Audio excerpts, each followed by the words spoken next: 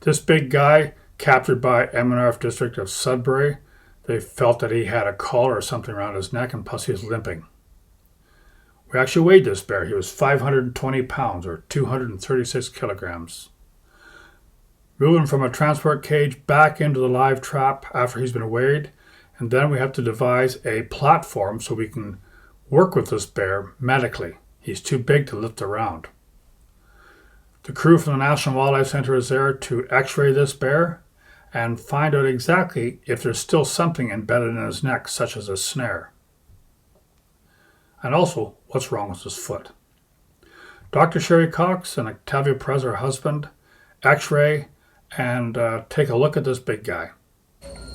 Turns out that whatever was on his neck, which appeared to be a wool snare or something along that line, had eventually come off, but after had been on there a very long time and caused a great deal of scar tissue.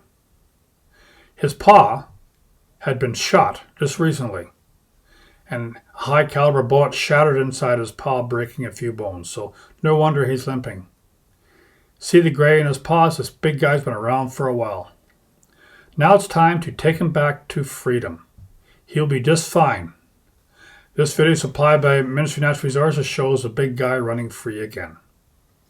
This young bear received a second chance at life after an Ontario police officer decided there must be a better way than euthanizing. I picked the bear up while the police waited for me to arrive. Major fractures, both left and right humerus bones in the front legs. A very difficult operational procedure, and the question was, could it work? Dr. Sherry Cox and her husband Octavio picked the bear up from Bear With Us, took him to their clinic, and operated on this bear, taking about 7 hours. This was late July, now it is mid-October, and Perry Bear is out in an outdoor enclosure, walking as if he never had an injury. Just amazing. The time is now late November, and Perry Bear has not eaten now for a few weeks. He's ready to hibernate. We organize his release day. It happens to be a very snowy day.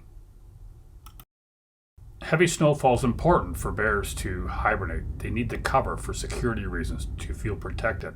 And often they just may lay on the ground or under a pile of brush or maybe under a big conifer and let the snow cover them over and hide them. However, this heavy snow was not to last. Mild weather took most of the snow away again. That gave Perry Bear lots of time to find that perfect pile of brush, an overturned tree, or whatever it was that would shelter him, keep Perry Bear protected and hidden throughout the winter.